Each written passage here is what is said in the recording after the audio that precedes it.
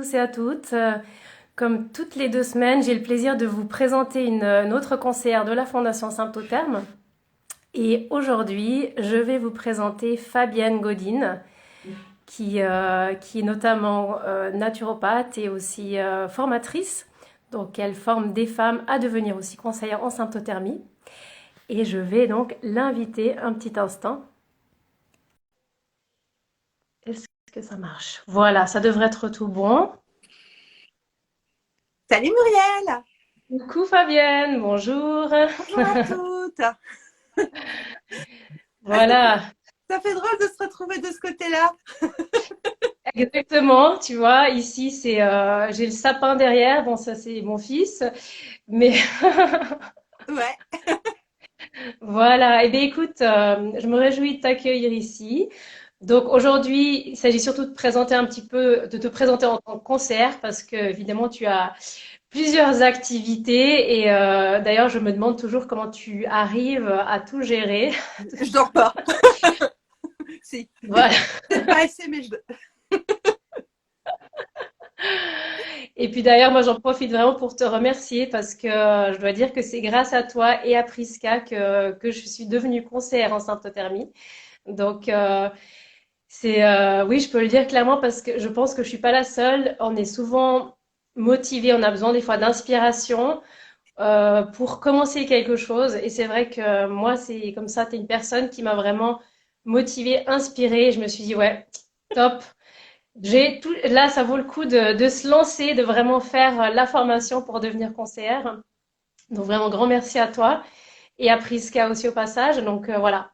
Mm. Et du coup, ben, en quelques phrases, c'est pas évident, mais est-ce que tu peux un petit peu nous résumer ton parcours? Alors, moi j'ai un parcours qui est atypique dans le sens où j'ai commencé à observer mes cycles, j'avais 17 ans, j'étais en terminale et l'année précédente, il y avait eu une grossesse avec naissance donc dans les terminales et l'équipe pédagogique était restée très perturbée. Hein, une élève qui accouche à 17 ans, c'est quand même pas banal. Et du coup, toute l'année, les profs nous ont parlé de contraception. Et en particulier, mon prof de sciences, alors à l'époque, on parlait de sciences naturelles, hein, SVT, euh, qui avait au programme pour le bac le cycle de la femme. Et donc, lui, avec sa femme, il pratiquait la méthode Billings, qui est une méthode avec un seul indice, celui de la glaire, celui de l'élixir. Et donc, il nous a formés à repérer la glaire. Alors, on était sur de la théorie, mais il nous a bien expliqué en détail. Et il nous a bien expliqué aussi comment faire les courbes de température. Et tout ça, ça m'a suivi au fil de ma vie de femme. Donc, 17 ans, je repérais ma glaire, 20 ans, je la caractérisais, 26 ans, jeune mariée, pas de bébé, alors qu'on est en mode conception. Et je commence à faire des courbes de température. Je les ai retrouvées cette semaine. Donc, j'ai 6 mois de courbes de température en 1995. Et puis derrière, parcours PMA pour cause d'infertilité d'origine masculine.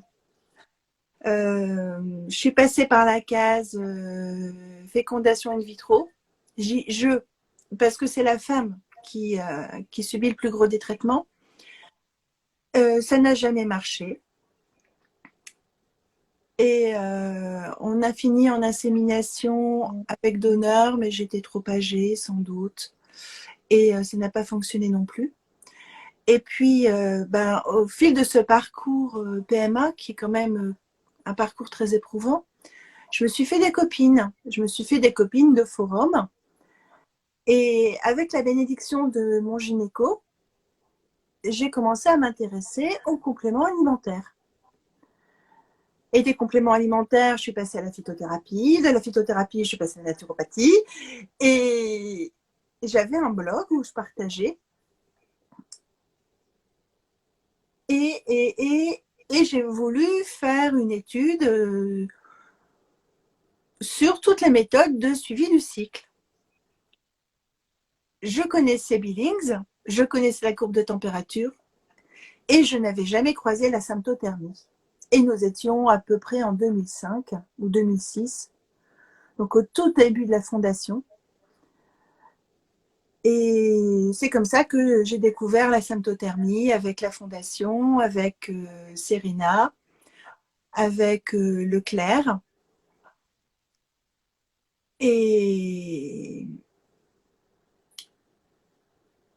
et donc, j'ai bien repéré. Alors, j'avais vu aussi tout ce qui était méthode Ogino, hein, que je connaissais pour ne pas être très fiable. Et j'ai choisi la symptothermie, donc la fondation, pour deux raisons. La première, parce que je me connaissais bien. Hein, ça faisait pas loin, enfin, plus de 10 ans que je suivais mes cycles. Non, plutôt 20 d'ailleurs. Enfin voilà, ça faisait longtemps que je suivais mes cycles. J'arrivais sur les échographies avant, dans les parcours FIV, en sachant très bien où j'en étais, à quel moment ils allaient me déclencher par rapport à l'évolution de la glaire. Je ne faisais pas la température, mais par rapport à l'évolution de la glaire, je savais très bien si l'ovulation allait avoir lieu 2 jours ou 3 jours après. Enfin, je me connaissais bien. Et j'ai fait j'ai fait des tests. J'ai fait des tests entre les différentes méthodes. Et avec Sympto, c'était toujours nickel. Puis bon, il y a aussi le didacticiel. Alors à l'époque, le didacticiel, il en était encore aux prémices. J'ai utilisé le didacticiel avant qu'il soit sur Internet, à l'époque où c'était encore des envois de données par WAP. Vraiment l'ancêtre. Ça fait 6 mois, je me souviens. Et puis j'ai continué donc mon parcours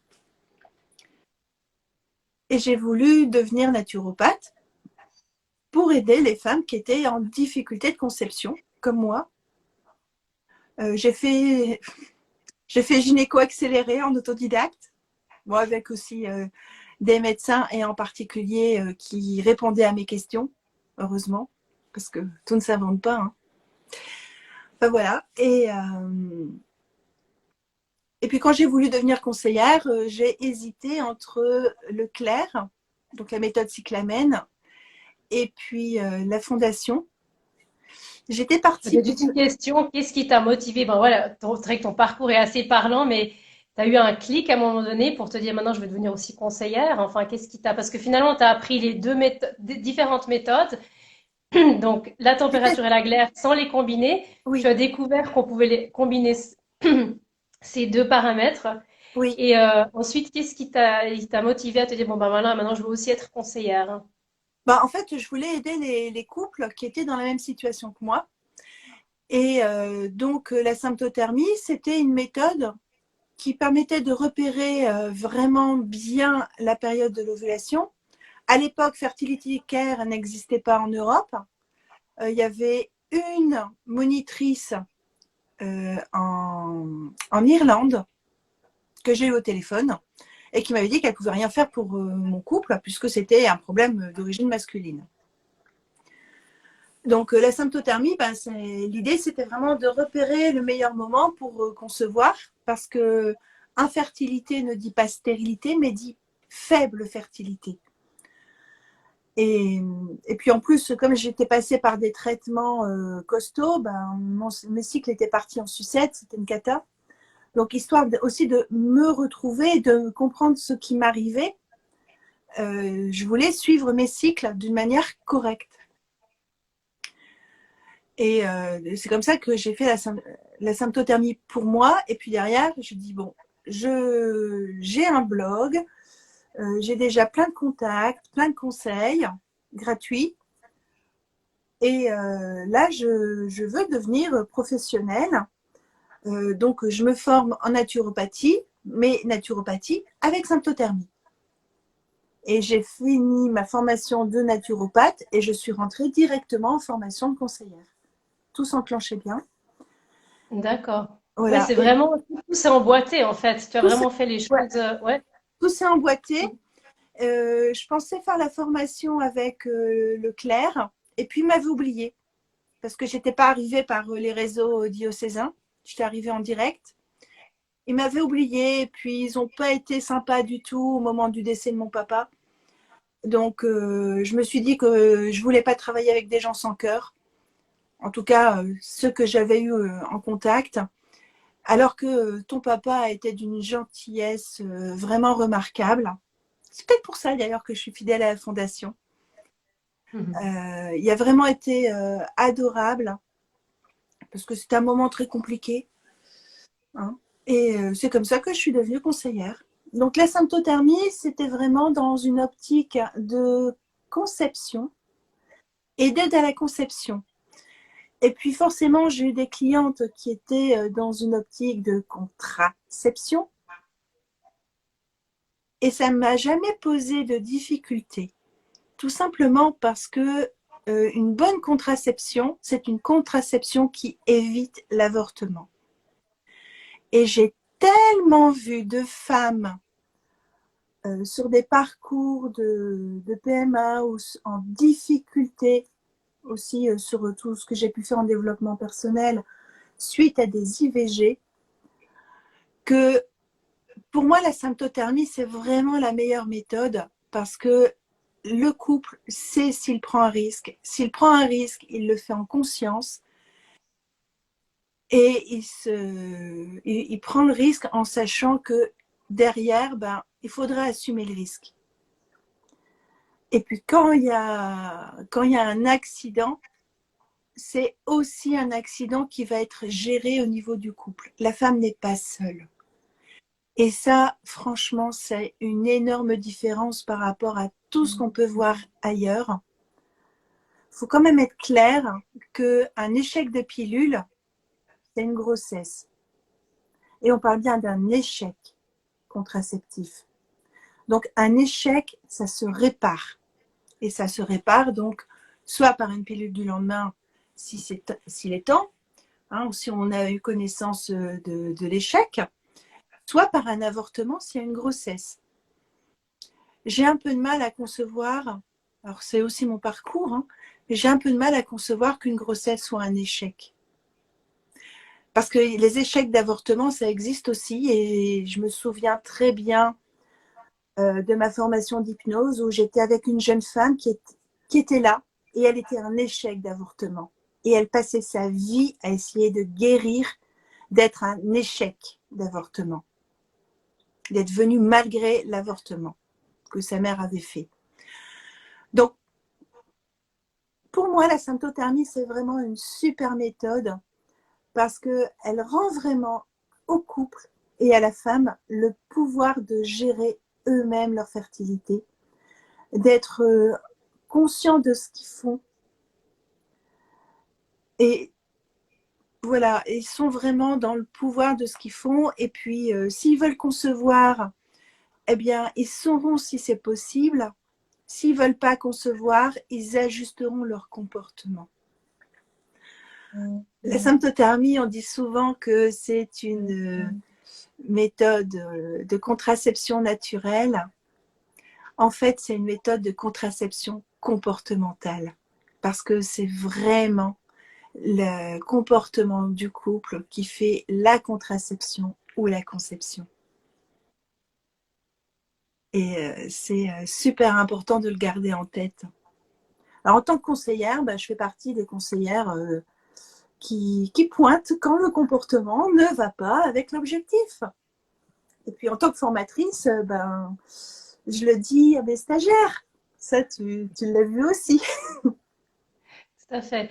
Non, je trouve très intéressant et c'est vrai, comme tu le dis, c'est tout le côté de responsabilité, le Oui, savoir et la responsabilité. C'est ça, on n'est plus dans cette espèce d'inconnu, je sais pas ce qui se passe. On a vraiment les clés en main et on se dit, bon, ben voilà, c'est une histoire à deux, là, qu'est-ce qu'on fait? Donc, on peut agir en conséquence. Et je trouve que ça, c'est, ouais, oui. en connaissance de cause. Après, c'est sûr qu'il faut accepter d'être responsable de sa vie. Mais Tout à bon, fait. ça, c'est derrière, on peut rentrer dans un long débat philosophique. Ça plaira beaucoup à ton papa, mais c'est pas le jour et c'est pas le lieu. Effectivement, je pense de toute manière, c'est vrai que c'est une démarche qui va un peu dans ce sens, hein. La symptothermie, c'est clair qu'on s'intéresse à son corps, on s'intéresse.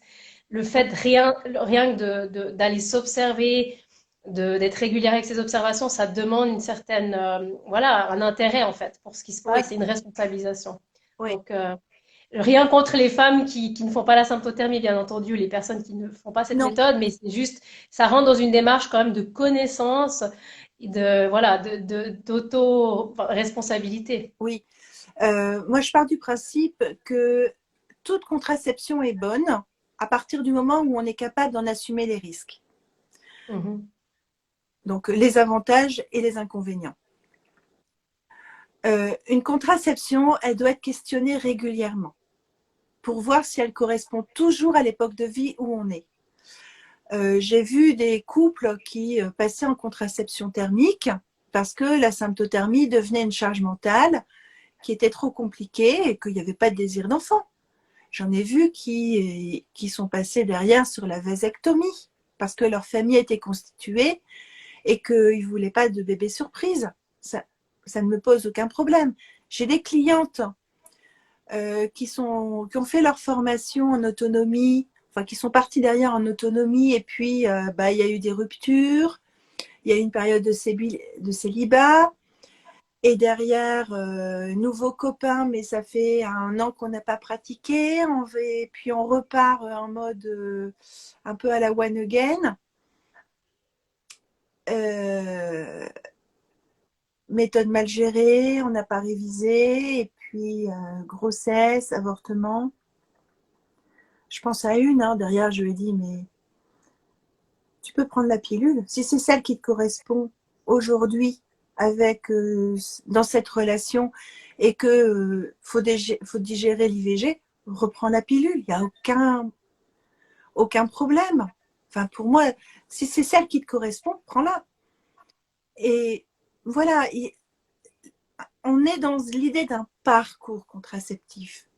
Ce qui me fait hurler en tant que naturopathe, en tant que femme qui connaît le fonctionnement du corps et du cycle, c'est les femmes qui passent 20 ans sous pilule sans jamais se poser de questions et qui vont aller d'une formule à l'autre parce que je sais les risques qu'il y a, hein, avec cette accumulation. Après que l'on passe d'un stérilet à la symptothermie, qu'on revienne derrière sur une contraception masculine, que derrière on repascule sur la symptothermie. Et c'est ça la vie. La vie, c'est du changement. Donc, on passe de l'un à l'autre, oui. Euh, Après, pour moi, la symptothermie, c'est la meilleure parce qu'on est dans la connaissance de soi. Mais il faut être capable de se gérer. Et j'ai eu des clientes à qui j'ai dit non. T'es pas prête, t'es pas mûre. Tu vas te retrouver enceinte. Pas sur Ou la. c'est pas le moment pour elle, C'est peut-être tout pas le simplement que moment, c'est t'as pas le pas le moment. temps, t'as pas la disponibilité. Ou, Mhm. ton mari est déjà à la limite du burn-out parental, prends pas le risque d'avoir un enfant en plus, Mhm. fais une pause, passe sur autre chose et tu reviendras après à la symptothermie quand lui sera Mhm. capable de gérer le risque. Voilà, l'idée c'est du parcours contraceptif, l'idée c'est que à partir du moment où on se connaît, c'est comme le permis de conduire, Mhm. c'est pour la vie. Par contre, comme le permis de conduire, quand ça fait 3 ans qu'on n'a pas conduit, eh ben, ça fait du bien de faire une révision. Et si ça fait 6 mois qu'on est sorti du permis de conduire et qu'on conduit toute seule sur les routes, eh ben, ça fait du bien d'avoir une séance avec sa conseillère pour vérifier, pour valider, pour réviser. Donc voilà, l'idée c'est ça. L'idée c'est vraiment du parcours contraceptif, de se sentir autonome à la fin d'un suivi et de pouvoir revenir poser des questions quand on sent le besoin de la piqûre de rappel. Parce que, enfin, moi, je suis une femme sans enfant. Je suis à la porte de la ménopause, donc les jeux sont faits, hein. Je trouve dramatique que derrière, on puisse jouer avec la contraception. Et puis bon, on en reparlera aussi, hein.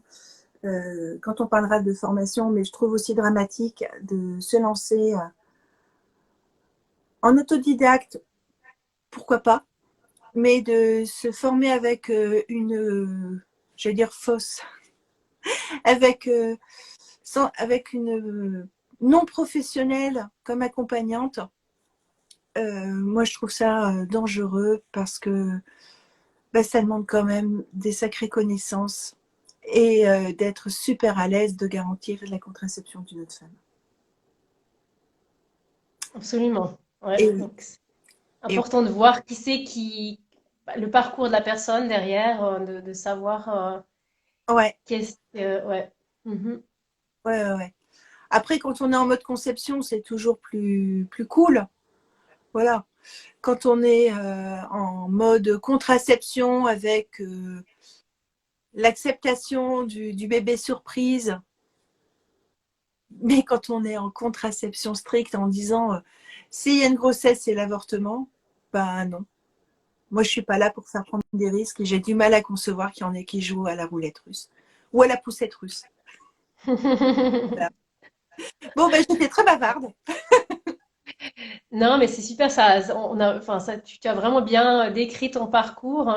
Je pense que c'est intéressant parce que c'est vraiment ton parcours de vie qui t'a aussi motivé à faire ces choix-là. Donc, c'est Ouais, vraiment, on sent que c'est vraiment quelque chose qui te tient à cœur. Et là, peut-être pour la fin, parce que bon, tu as déjà un petit peu parlé de ta raison pour laquelle tu as rejoint la fondation, mais est-ce que tu as un petit mot encore pour la fin, pour pour la toutes celles fin, et ceux ben, qui nous je dirais que depuis le temps que j'utilise Sympto, j'ai jamais réussi à le prendre en défaut et que franchement, ça m'énerve.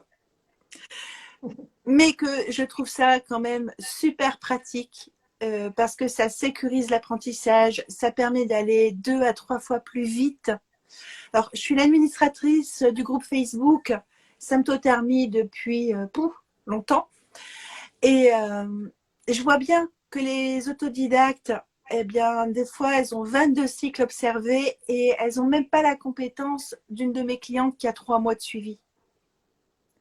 Parce qu'elles ont eu des cycles faciles et évidents et à la moindre anicroche, elles sont perdues. Mhm. Donc, Oui, on voit qu'il manque la compétence dans le sens où là, c'est peut-être trop faire confiance au didacticiel et pas assez vraiment réfléchir. Mais oui, pourquoi est-ce que le didacticiel fonctionne comme ça? Qu'est-ce qu'il y a vraiment derrière? Donc là, c'est vraiment oui, la différence entre la compétence de la femme et un logiciel. Le logiciel, c'est un support. Il n'est pas là pour faire le travail à votre place. Donc ça, exactement. c'est sûr. Exactement. Et je vois des consommatrices et pas des consommatrices. Euh, et en même temps, je me rends compte que le didacticiel, ça permet vraiment d'accélérer l'apprentissage par 2 ou par 3 par rapport aux méthodes manuelles.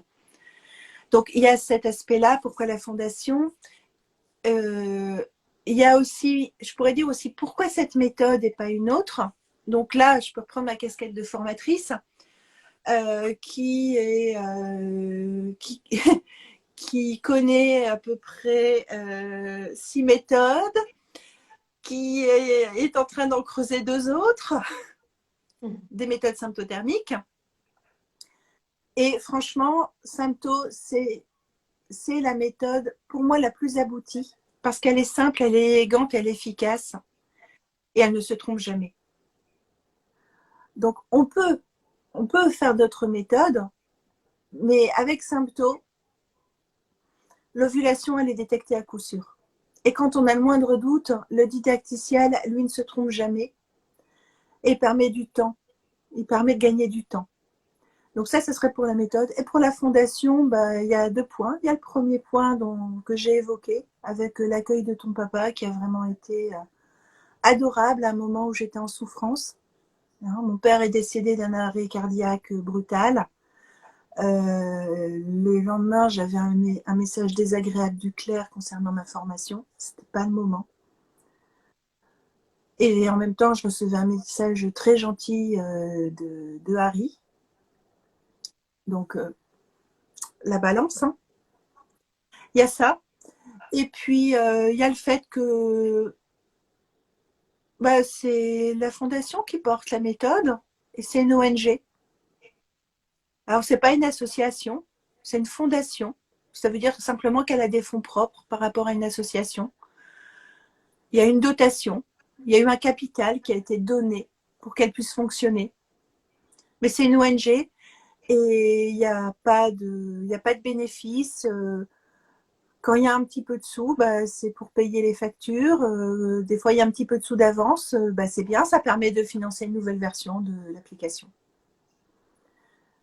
Et Tout. les conseillères qui doivent aussi être rémunérées Bah, pour leur travail. oui, oui, mais ça, je veux dire, quand il reste de l'argent après Mhm. rémunération des conseillères, ça sert à payer bah, l'hébergement, ça sert à Ben oui, payer les évolutions de bah, Symptostar. Hein. Tu absolument. connais Et c'est pas tu connais les gratuit. Une factures, application, c'est pas gratuit. c'est extrêmement coûteux. Toute Mhm. la maintenance, derrière, il y a des prestataires, il y a des professionnels qui travaillent et ils ne vont pas faire un rabais parce que c'est une fondation. Il y a les domaines, il Pas faut du tout. aussi entretenir les domaines. Tout Ouais, ça, ça coûte. Ouais. ouais, ouais, plein de choses. Donc voilà, le côté que ça soit une fondation, oui, des fois, ben, je me dis que je pourrais être payée plus cher si je vendais en direct sans la fondation, mais en même temps, ben, je ne suis pas du genre à cracher dans la soupe. Et c'est normal aussi que ça passe, comment dirais-je, ça fait partie aussi du bénévolat, parce que derrière, il y a la cause du féminisme, alors de la connaissance du cycle féminin, qui est aussi une forme de féminisme. Et ben voilà, faire partie de la fondation, c'est aussi faire du bénévolat, c'est faire les lives avec toi, c'est répondre aux messages qui arrivent sur les réseaux sociaux, Mhm. c'est Oui, tu travailles s'entraider beaucoup. entre conseillères, tout ça, ça fait partie du bénévolat qui va avec faire partie du réseau d'une fondation et je trouve que c'est normal. Mhm. Bah ouais. C'est comme les 30 jours offerts à l'inscription. Bah, c'est une fondation, ça a un coût qui est partagé par toutes les utilisatrices et aussi en partie par les conseillères qui acceptent d'être payées moins cher quand elles travaillent avec la fondation que quand elles sont totalement indépendantes. Mhm. Parce qu'il y a une part fondation. Voilà, Exact. voilà.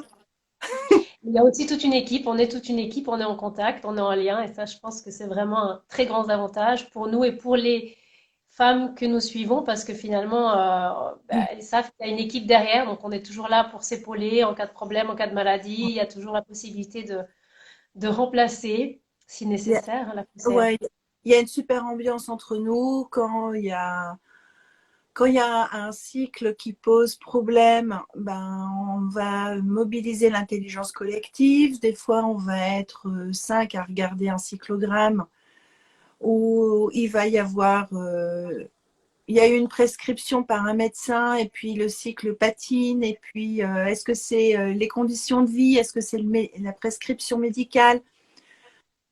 On peut toujours envoyer un mail au réseau de conseillères et puis on va aller chercher, on va regarder. Et je dis on parce que c'est pas, il n'y a pas que moi. Hein. Il y a toujours quelqu'un qui répond. On a Mhm. vraiment une super équipe et Mhm. ça c'est super chouette. Ouais, et puis quand on a une cliente que l'on sait qu'on n'est pas la meilleure pour suivre, on va l'orienter vers quelqu'un d'autre.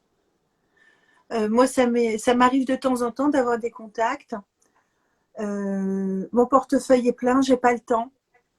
Parce que j'ai aussi les formations de conseillère. Je sais que je ne vais pas pouvoir faire le suivi correctement. Je réoriente. Ça m'arrive. En général, j'ai 2 places par mois maximum.